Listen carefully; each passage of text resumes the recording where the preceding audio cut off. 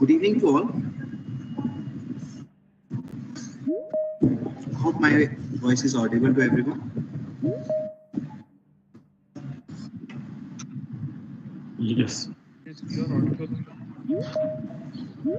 So, firstly, I do hereby welcome the distinguished speakers, delegates, academicians, students, and professionals who are present here for the Vision Quest episode 2 on new trends and future of mobility in EV, autonomous, and connected vehicles. And wishing all the youths a very happy International Youth Day. There is no debate that electric vehicles are the way of the future, and they have a great deal to offer. The rise in the demand of electric vehicles in India is due to a positive customer experience and cost effectiveness.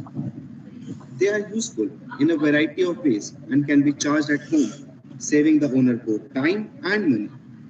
EVs can be easily upgraded to with the help of machine learning algorithms, making them adaptive to the needs of the rider.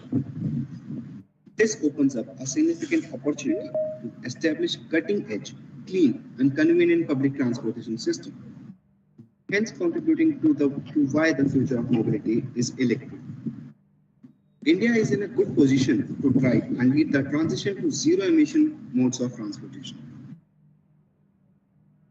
Connected vehicles, autonomous driving, and shared mobility and electric are considered to be the future for mobility. These trends combined are mutually reinforcing advancement in automotive industry and bringing potential opportunities that can be benefit automakers, customers, and businesses.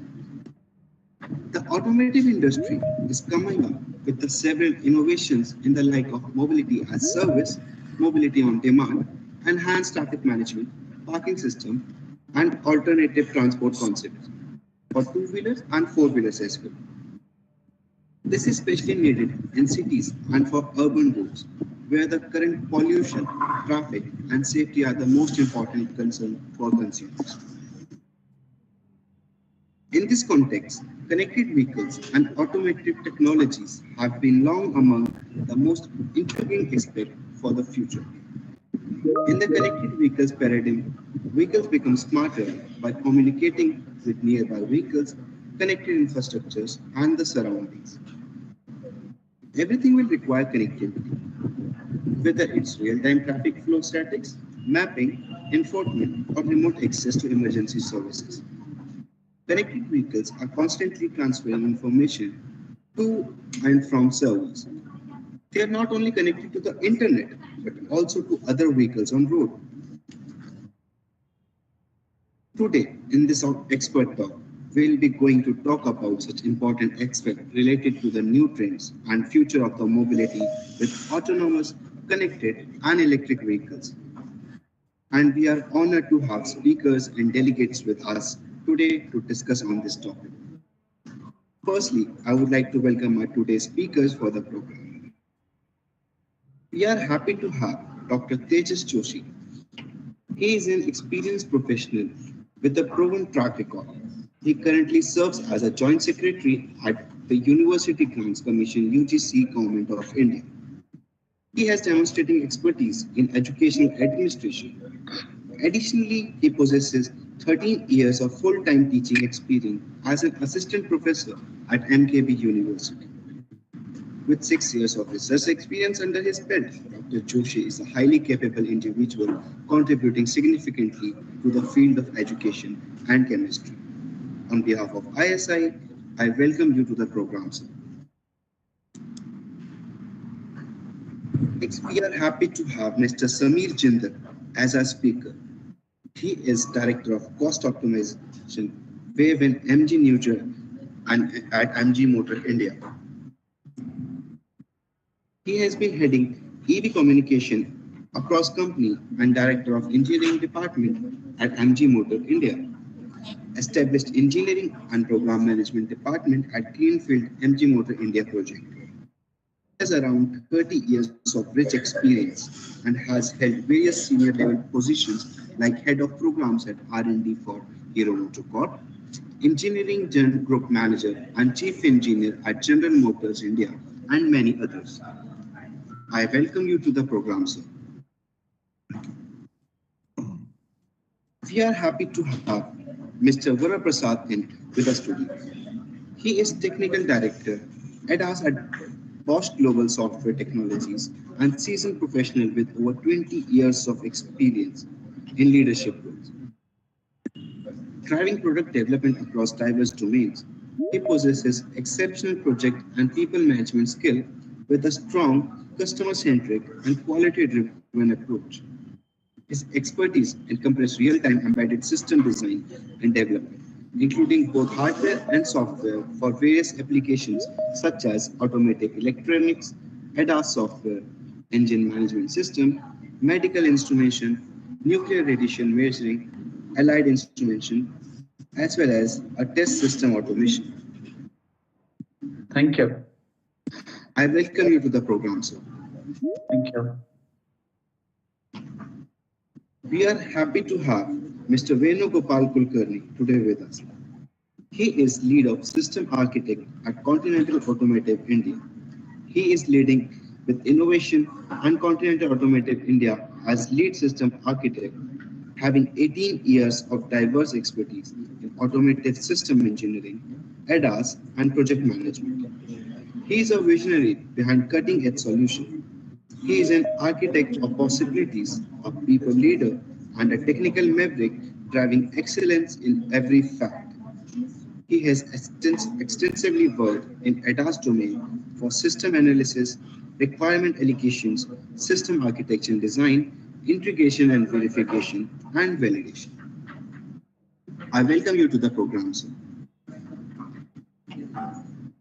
Next, we are happy to have Mr. Marek Vanzura today with us in the expert talk.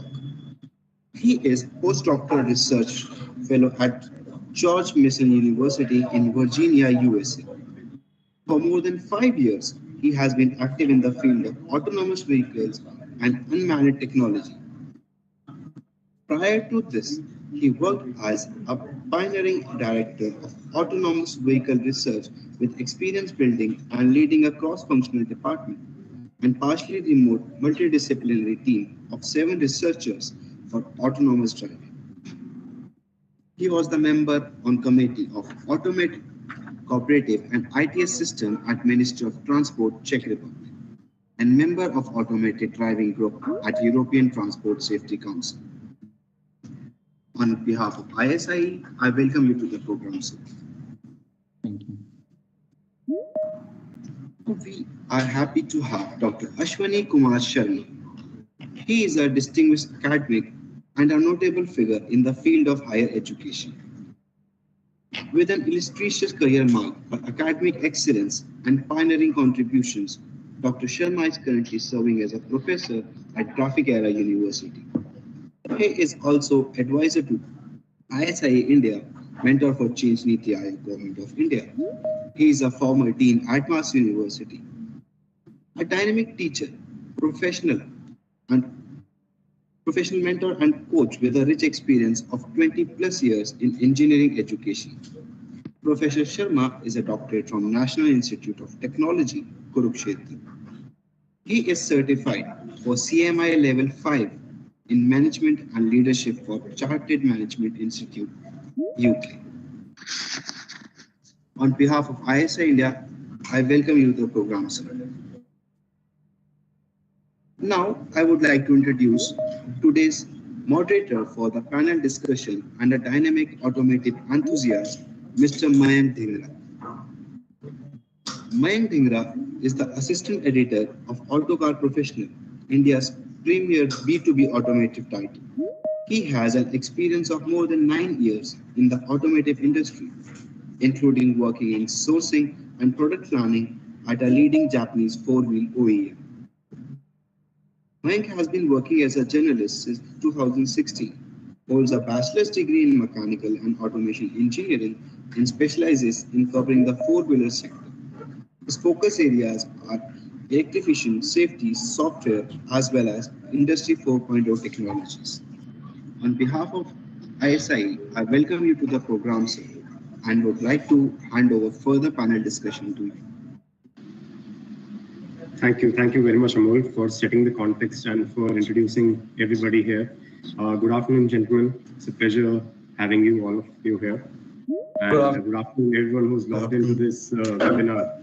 So I think everyone is quite clear about the topic of today's discussion, which is about ADAS and vehicle safety, and which is also something which is quite close to my heart as well. And, let's, without wasting any time, I think let's jump in straight away into it. And, I would want to understand first thing, India is a very unique market when we talk about our road conditions and our, traffic situations. It's not like other countries in the world. So what is your view about the ADAS roadmap for India? And we have, I think I would like to start this with Mr. Venugopal. You represent Continental, and I think Continental is doing some great work in terms of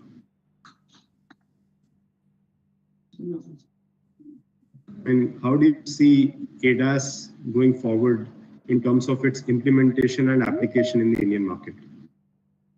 Yeah, thank you. Thank you for the question. First of all, yeah, am I audible? Yeah, it's yes, yeah. So so for ADAS for India, it's a very unique topic. Like here, everything is unpredictable. We cannot predict how we drive. There are many more things which are unpredictable. As we commonly hear from other people from Europe or US, like saying that there are cattle, there are two-wheelers. So we need to understand how the dynamics of Indian road works. So anything which is designed for European market or US market would not cater to India. So we need to understand the problem space of the Indian market and then design the systems around that. So anything readily available for from the European market or the US market would not fit in directly. So we need to understand. And also we need to accumulate huge amounts of data pertaining to the Indian road scenarios. And based on that data, we need to train our AI and ML algorithms. So this is going to be a major challenge. Anything if we try to fit in directly from other markets would be just features which are just for showcasing. Some things which might work directly, but most of the other things needs tuning based on the data. Did I answer your question? I think, Mayank, you were on mute. Sorry. Sorry. Yeah, Mr. Venugopal, absolutely. That answers my question. And, you mentioned about some of these challenges and, the requirement of calibrating these solutions for the Indian market and the Indian conditions. Yes. And I will take that to Mr. Jindal. Mr. Jindal, MG Motor India has been one of the first companies to introduce ADAS in your products, which are there out on the roads. So what has been your experience about the introduction of these solutions, these technologies in India? I mean, have you faced any teething troubles in terms of consumer awareness also, and in terms of the behavior of these technologies when they are deployed on our roads? Yeah, I hope I'm audible. Yeah. So yes. Good afternoon, good evening all. As you, I think Mr. Venugopal from Continental has rightly pointed out, the solution for the global doesn't work in India. So we started ADAS long back. It's like the first car, Gloucester, we had level 1 ADAS, which is a SAE level definition. So that time we have to develop all the software and the testing validation for the Indian conditions, Indian traffic, road traffic and the roads conditions. So it's a very challenging thing, as you can understand, as we have no clear lane marking, we don't have traffic signals, we have very unruly traffic on the road with bicycles and cows, everything which you don't see in the developed countries like Europe and America or even China. So it was a very challenging thing. We have gone through it, but like artificial intelligence software work, our R&D and engineering team has worked to improve it along with the suppliers, just like Continental and Bosch. Mainly we work with Bosch, and we have improved a lot. And now out of our 5 cars have ADAS, and in Esther we are giving ADAS level 2. And beyond level 2, it's fully autonomous vehicle, so that is still the regulations are not there in India. So definitely it's very challenging. In SIAM also we are discussing about the regulations to be come up soon for advanced level. And at least this level, wherever the vehicles are given some ADAS features, they have to be tested, like AEB, automative emergency braking or other things, they have to be tested. So that way, I think there is a good progress happening in India. We have seen in last 4 years as we have introduced ADAS first time to now, and it's increasing markets certainly. Right, right. And you mentioned that MG has closely worked with Bosch. And before I go to Mr. Varaprasad, I want to take a perspective from Mr. Vanzura. Mr. Vanzura, I mean, unlike the US, where like Mr. Jindal just mentioned that the road markings are well defined and there is proper signage on the roads and the traffic is sort of well disciplined. In India, the situation is totally different, and you have cattle on the roads and everything that you can't even imagine. So your perspective about how do you see the ADAS roadmap for India, and how do you think that we could utilize these solutions to the maximum possible effectiveness in India? Yeah, thank you so much for the question. I would like to mention in this context that even though, for example, in Europe or in the US, there is a great road marking, there is abundance of traffic signs and so on, and the roads are in quite good shape and condition. Still, all these ADAS systems, they don't work perfectly. There are still plenty of situations that even within these good conditions, they don't work well. So that's very important to keep in mind, because even though, for example, the mentioned autonomous emergency braking or automatic emergency braking, AEB, it has great benefit in terms of like preventing, let's say, collisions with pedestrians or cyclists, which is nowadays, especially important because of all the distracted driving that we're experiencing with people, looking at the phones and, doing something else than driving. So this is definitely, great benefit in preventing many of these collisions from happening. But at the same time, even these systems, which are in use for many years now, have still their issues. Like, for example, the so-called phantom braking. This because of these systems are not perfect. Therefore, they react, for example, to something that does not exist. Therefore, they brake for some non-existent things, which may cause some rear-end collision because of this unexpected braking for nothing. So.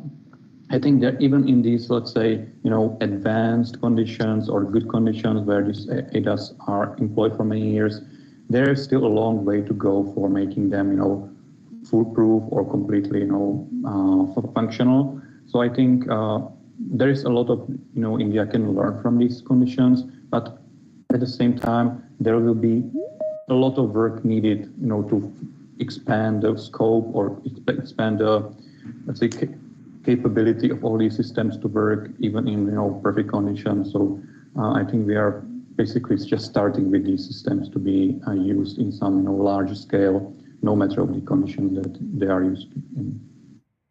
Right, right. And I'll go to Mr. Varaprasad.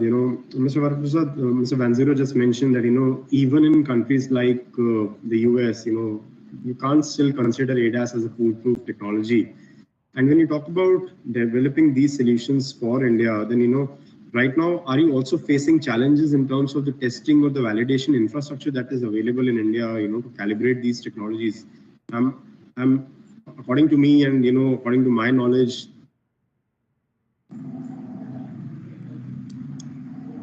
don't have a ADAS test track from the nodal homologation of the test agencies. So how do you go about doing it? I mean, are you using a lot of simulations to validate these technologies, or how are you doing that?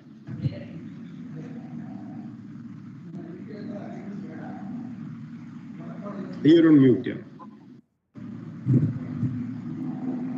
Yeah, thanks. Yeah, first of all, I would say ADAS can be in both ways. Yes, it brings on a lot of challenges to how we can bring it to the market, but I would also look at it that it can be a good game changer in terms of saving lives in India. Mm-hmm. And if you look at India market or the way we as a consumers, Indian roads, people who uses it, the learning curve or adaptation of new technology curve is much faster than compared to other regions. So first I want to put that as a understanding. That's the best example is digitization, and also awareness. Most of our people, because of their travel across and get to know, is also increasing that. When coming to the specific to Indian conditions where the situations are different, even though I agree with Mr. Venugopal and also the Jindal, Mr. Jindal, where the kind of challenges we faced together when we were evolving it, both in terms of situational understanding, both in terms of see how system perceives it, like how the data, for example, cow on the road or a pothole or a speed bumps, and then say cross pedestrian, reverse cross pedestrians, and then three-wheelers coming in. It's a bit more unique or dynamic into the Indian situation. I say in terms of validations and simulations, we have a different teams working in Bosch together. There's constant accident research team. They keep on accumulating the data. They keep on working with the regulatory body, where that becomes a constant source for us, the different reasons or situations where the safety becomes a risk. That can be source of information that helps us to design certain simulations and test cases. And we also look at different tracks available where we design the simulations and the tracks to the vehicle, take out vehicles with the different solutions and try to simulate it. So that's another part of it. And in-house, in-house also we always have collaborations from the different regions. Now we have calibration engineers from US, Germany, or across Europe, where always we take a reference that how system works and what is the exact difference of the situation, and then how we can look at it. So from the quality of sensing to the parameter and to the situation, then we will come up with the different ways of validation. When it says ecosystem for all these validations, I would say even Jindal mentioning it clearly, Mr. Jindal was mentioning clearly, the regulatory side and that is evolving. And if I take my accident research team and other teams are constantly engaging them to see how unique situations we can look at it and define a different test models or come up with a different model which more specifically Indianized. Right. So in all, I would say it's going together, collaborating and trying to make it more focused to India and building the systems which can save lives for the future. Right. And before I go to Dr. Joshi, Mr. Varaprasad, I have a follow-up question to that. This technology, I mean, you say India not just has these unique road conditions, but also the driver behavior is sort of very unique. Our licensing system, it's not that foolproof. I mean, the eligibility of drivers on the roads is not up to the mark, I would say. So do you think this technology can also enable drivers to become more safer going forward? Yeah, I would say with ADAS and also maybe in combination of technology, for example, driver monitoring systems and an infrastructure on the road where if you integrate them with the connected solutions. For example, 5 years back in the Bangalore, we were a bit casual and our people were casual and crossing the traffics, even in spite of the regulations. Today, if you look at, you will double think, because there are systems already, infrastructures which monitors you. And then the moment you realize that there is some monitoring and there is, you will automatically becomes an attentive into the system and try to be part of the system. So that's where again I go back to my comment where saying that awareness is consistently increasing, and we were, and especially if you look at the generations were quite open, and especially safety is become a biggest, bet where everybody values it. It's a human centric, but definitely values it. And for that, if I am in the car, I look safety. Majority of the crowd looks at safety as an option than the other side. Right. So I would say ADAS definitely brings that opportunity and potential to improve that, in combination with other technology like connected and then infrastructure connected, vehicle to vehicle connect, or all the other combinations. It can make faster as an adaptations. Unlike other regions took a little more long, but India is known for such fast curve adaptation. So I'm of opinion that yes, it offers. And for example, if we as a Bosch, we always keep participating and consistently bringing on the awareness of road safety and awareness of technology which can offer them more safety or enhanced safety, which we talk about it. So such efforts from all the ecosystem, regulatories or the traffics or the other bodies can make it much better or faster is my take on this. Right. I'll go to Dr. Joshi, and Dr. Joshi, even the academia is part of the ecosystem, like Mr. Varaprasad has just mentioned. So from that perspective, how do you see, in terms of the talent that is coming out of our colleges? So, do we have the capability to design and develop these technologies in-house in India, and are we also sort of looking at catering to the needs of the world? Thank you. First of all, I thank to the organizer for inviting me. Here, actually, I put my view as an associate professor in chemistry and as a consumer, not like experts, because we have lots of experts in this space. So, in case of education, you say, I agree with you. ADAS system can play a significant role in a revolutionary role in Indian. And I agree with all the panelists who say about the potholes are there, various obstacles are there. But Indian government also focus on the innovations and startups. So the Indian young mind can easily develop, because he know better than European countries how we can manage the road safety. We all know from where the person or any animals can cross the roads, and who is driving, everything we know about our Indian roadsides. So I think we the first will develop the best ADAS systems compared to the rest of the world. And I'm just focusing about the research and cost and the level. Actually, initially we are in 0 and 1 level. So I agree with the panelists that we must focus on level 1 and level 2, up to level 2. And level 3 is far difficult for us. It may be achieved around 230, 2030 maybe, but we have to focus on that.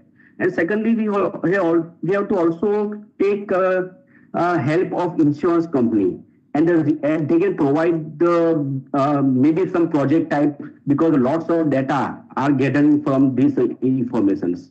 So they can provide a startup to the young students, the young engineering students, so they can focus on more innovatives.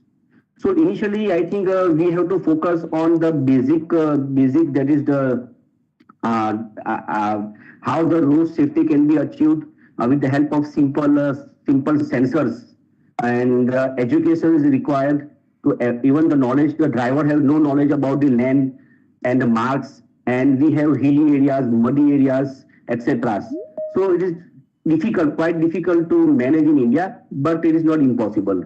Our youth can easily maintain, and government is ready. Just like that in case of solar plant, India is the first now. So even government has policy. Even government insurance company can provide benefit to the ADAS system, having ADAS system in vehicles. So I have no doubt our youth can easily grab it. Sure. Thank you, Mr. Joshi. And I'll go to Dr. Ashwini. Dr. Ashwini, your thoughts about the academia. I mean, are we seeing more courses on specific ADAS development courses in colleges? Are students opting more of them? So what's the scenario like when we talk about the education system related to the industry's requirement? Yeah, thank you, Marek, and good evening to all. Am I audible? Yes. Yeah. So I will answer your question in two phases. The way the present scenario is and what the future we are seeing. So presently, the way industry is going at a fast pace, obviously academia is not able to catch up right now because they also need some kind of workforce who are well versed with the kind of technology being developed.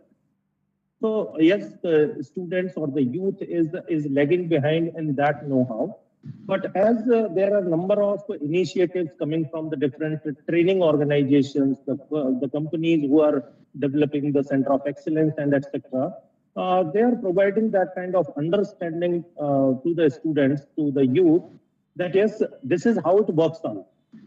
So maybe one thing is that there are a number of answers to it, like road infrastructure. It is coming up nicely. Means if you see from number of locations, the kind of highways being built and maybe the modernization of these highways, that will play a very significant role.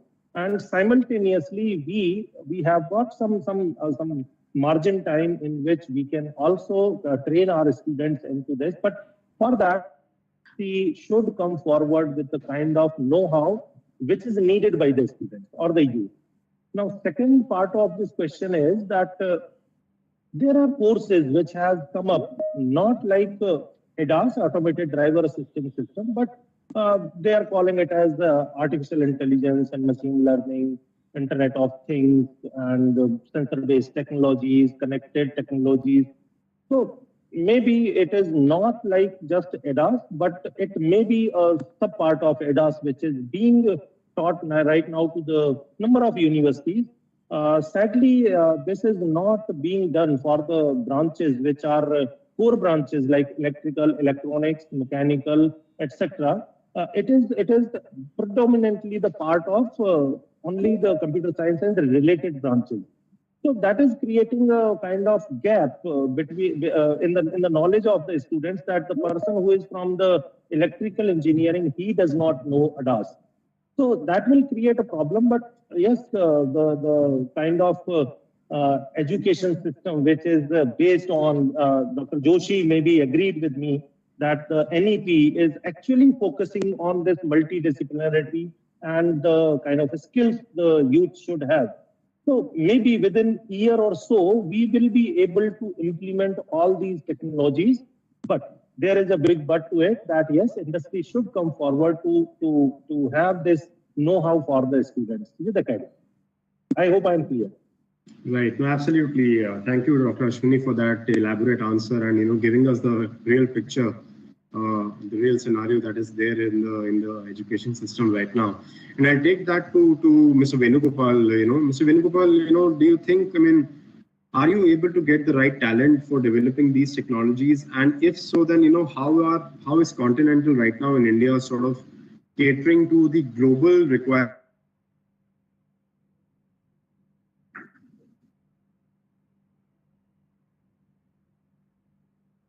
Sorry, Mr. Marek. Yeah, can you hear me? Yeah, I could not hear your last part of the question. Okay. No, I just wanted to ask you that, how is Continental India sort of, catering to the global requirement for ADAS? Are we also serving to some global projects for multiple OEMs, not just in India, but overseas as well?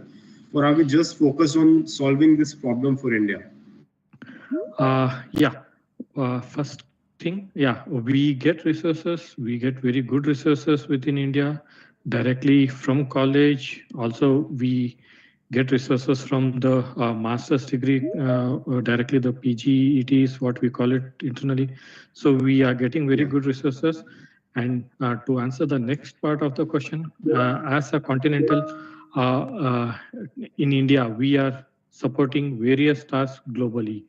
our initial task, at least we started working mainly with European and US customers, basically. And then recently we have also, I'm talking specific to ADAS domain. So recently also we have started working with Indian OEMs as well. So we have a very good talent pool which are working on this cutting edge technologies like the AI and machine learning.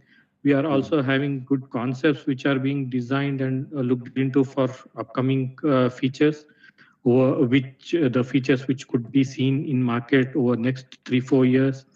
And similarly, we are trying to leverage the things for Indian markets as well. So everything is happening in combination. Okay, sure. Mr. Vanzura, I'll come to you and, I'll sort of extend this question to you, what I just asked to Mr. Venugopal. So, how do you see, is there sort of collaboration between India and, some universities like yours, to sort of come together and develop these technologies from a global standpoint and not just, look at just one market and, so how is it right now? Yeah, the way I see it is that currently, like the work market is global. It's not like, dedicated to one particular country and all the talent is sourced from this country, but it's really like coming from all around the world. And Indian engineers are very well known for being, very experienced, very skillful, very knowledgeable. So I see a lot of engineers, a lot of experts coming from India to many European, US-based companies and working there, on development of all these things. So I definitely see that there is a merge of countries, in terms of developing and deploying all these technologies, on current market. So yeah, I definitely see India as a significant player there with huge potential and already, big contributor to this field. Right. Right. Dr. Joshi, your thoughts, and I want to expand the horizon of our discussion, and bring in connectivity and these electric vehicles also into the picture. So with these two, sort of future technologies sort of coming into the mobility ecosystem, how do you see the overall, does it open the possibilities for our engineers to, innovate and so what are your thoughts on it? Yes, first of all, I like to say that I agree with the Professor Ashwini Kumar ji. He absolutely pick a point of new education policy 2020. So UGC implement this policy, and according to that policy, the last year students, either engineering students, must have research experience. So obviously, the research experience may play a vital role in this kind of policy. So educations will definitely help this kind of technology, and I'm a little bit worried about the infrastructures. So no doubt within 3-5 years, maybe India will develop the infrastructure, and EV play a very important role, and we have vast amount of natural energy. We can use the renewable energy. We can stop the carbon emissions. Various environmental pollution are also issued with the country growth. So looking to nation growth, EV play a very important role. Not only EV, we are also going for the hydrogen and the chemical batteries. So lots of revolutions are coming in the chemical batteries. Actually, I'm also working on the battery cells. So my students also working on the green batteries, the energy source available from plants. So even the EV and this kind of battery will definitely boost this company. Hope I'm able to answer your question. Yeah, sure. And I'll take that to Dr. Ashwini. Dr. Ashwini, like Dr. Joshi just mentioned, so is that also what the trend you're seeing in the market right now, or in the institutional domain right now, that these are the future technologies, and are these the domains on which the research is the most prominent at this point in time? Yeah, Aman, I think he is very right, because we need to understand that there is need of the market. Need of the market right now. Almost every OEM is coming up or rolling out a new EV, and that we can see day in day out. There is one new launch which is coming, and the youth is excited by that. Honestly speaking, youth is embracing that kind of technology very, very rapidly. The only issue is that we are not able to impart that kind of curriculum, though we have started doing that. Like, let's say if somebody is doing mechanical engineering or electrical or electronics engineering, these people are being offered courses in bits and bytes, like electric vehicle technology 1, 2, 3, something like that, in which the kind of systems which are being used in the electric vehicles are being taught. But yes, right now this technology is not so, it is in nascent phase right now in India. So yes, there is dearth of knowledge, and in that I'm thankful to MG Motors, who has taken initiative. I think they have got their own CSR initiative by which they are now reaching out to number of institutions, and in due course of time I may be also associated with them.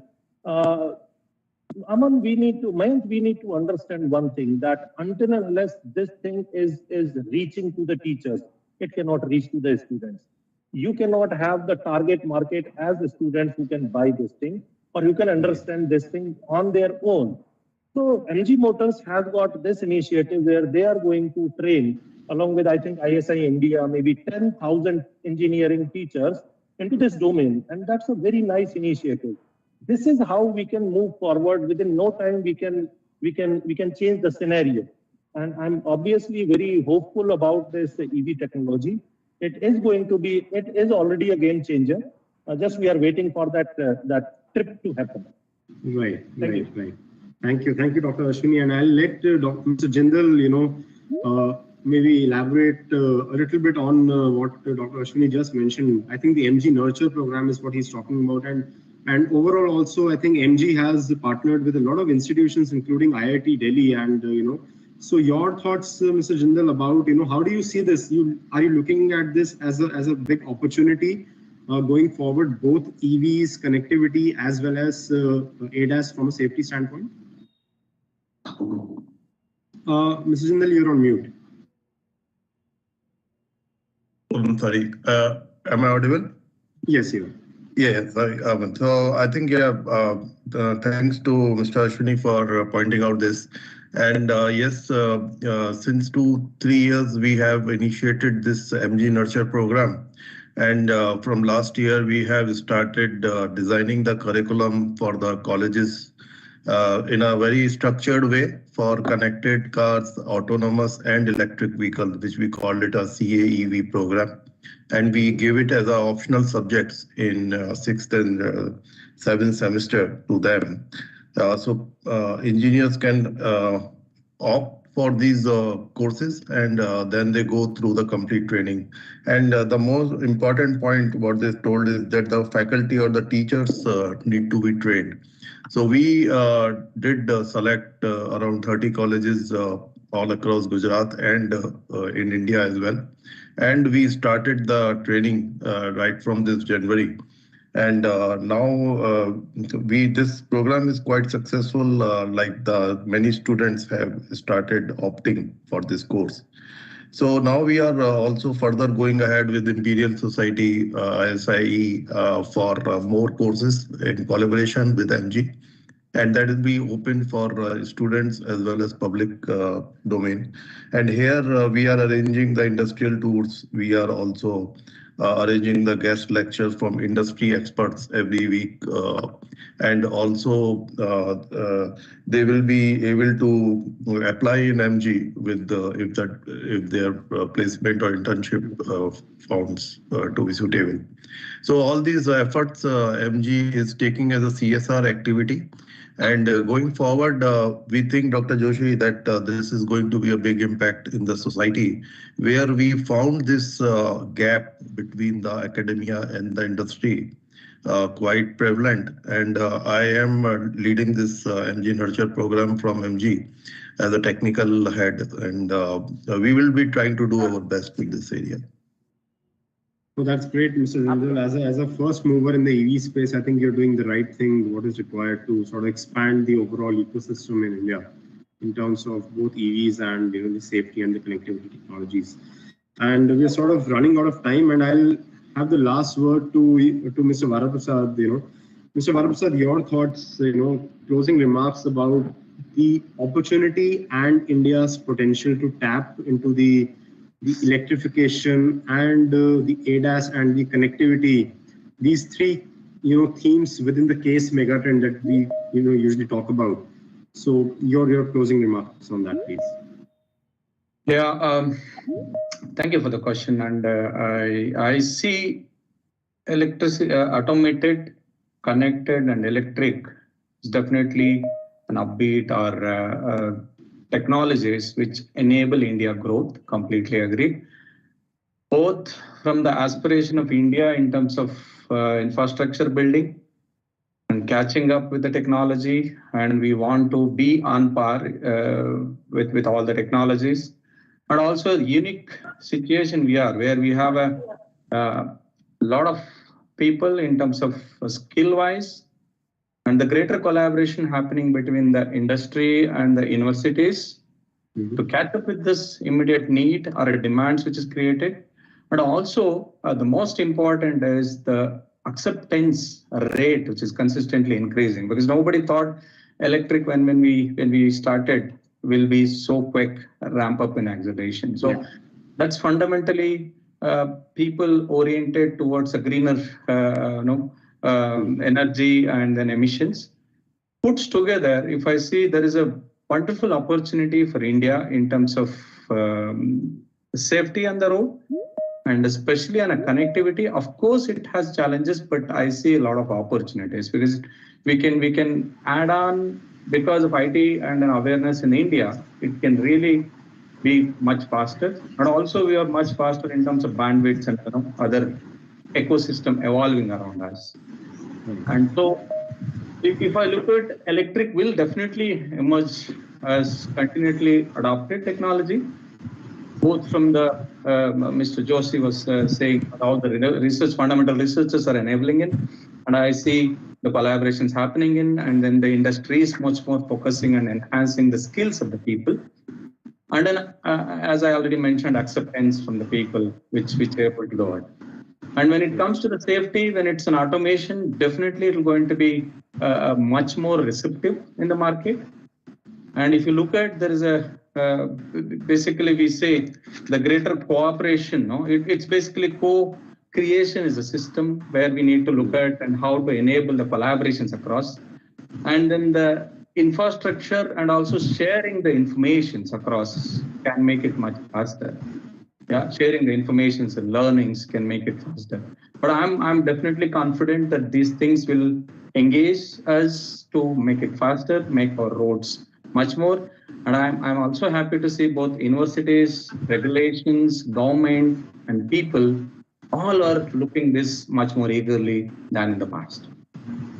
So most of industries like Bosch, we are constantly pushing it, investing, even specifically looking for India for a different situation, how to label it, how to understand how add-on value services in terms of connected can quickly bring in and solve, not necessarily adding more sensors into the system can be a solution. Say when I say potholes or animal, but there is a different ways we can look at it. By connecting to the vehicle, by connecting to the infrastructure and talking, or by predicting, by using AI and ML systems, a lot of predictive analysis can come in. Now my front vehicle, which is already in the obstacle or standing, can always communicate back by connecting to the vehicle. And I'll know future what is there, or ahead of me, what's happening there. Yes. Such technologies in combination, if you look at, can definitely make our growth story much more, and it's going to win-win, both for a talent and also to the consumer, and as a growth for the India. I would look at that. And then I would just reiterate, as a Bosch, we always go with invented for life. We are constantly striving and investing to connect with everybody possible and analyze and make it more specifically tuned for this, which we could do much more with, as Mr. Jindal was saying, that we were always jointly working out, bring the different possibilities and enhance the safety of the roads of India. That's my right. No, that's very well put, Mr. Varaprasad, and sort of you've made my job easier here. You've very well summarized the overall discussion as well today. And, I think strengthening infrastructure, co-creation, more innovation, and I think more awareness among the users. I think these are these are well defined to make India and in the right trajectory for growth and more safer and more connected vehicles in the future. So with that, we have completely run out of time, and thank you very much, gentlemen, for the time and for your insightful comments during this discussion. Thank you very much. Thank you very much. And Thank you. Thank you. Thank you. Yeah, thank you so much. Amol, I'll hand it back over to you. Yeah, thank you, Minister. It was indeed an insightful expert talk, and we are honored to have delegates from the government, top automotive industries, and academia. I want to express my sincere appreciation to all the experts for presenting their inspiring work and depth of understanding and subject knowledge in such an interesting. I'm sure everyone is enriched by this session, and we'd like to thank all the guests and participants for joining with us today in this expert talk. We are combinedly progressing to make India a global talent park, and thus awareness and needs to highlight such topics are very important. So we are really thankful to all the delegates, Dr. Tejas Joshi sir, Mr. Jindal sir, Mr. Varaprasad sir, Mr. Venugopal sir, Mr. Marek Vanzura, Dr. Ashwini Kumar Sharma ji, and all this. And my special thanks to Mr. Mayank for wonderfully moderating this session. So with this, I want to share a few glimpses of ISIEINDIA. Like as already some mentioned, we are collaboratively working for the skilling and the space of EV. And we are running a number of specialization program with a few universities and academia. We are already setting up the infrastructure that is called a Center of Excellence for EV technology across the nation. And we have already set up a 15 centers, including the government and private sectors. And we are coming with one center with the Hero Motocorp in Rewari plant for their technician and engineers. So with this, I just want one request, like if you can just turn on your camera so we can take one snapshot or one tape, and then we can buy.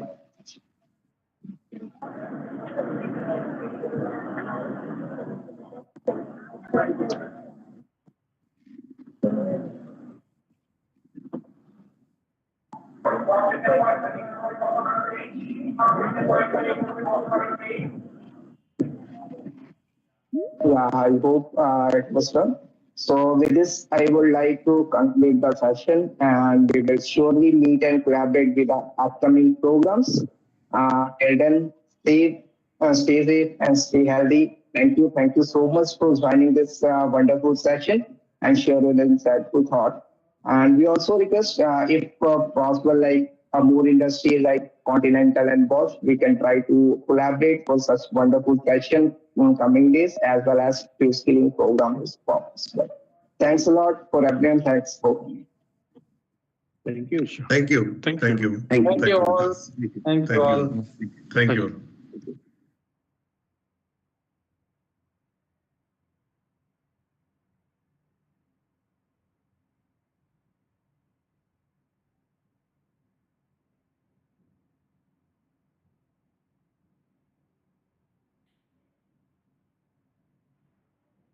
Hmm.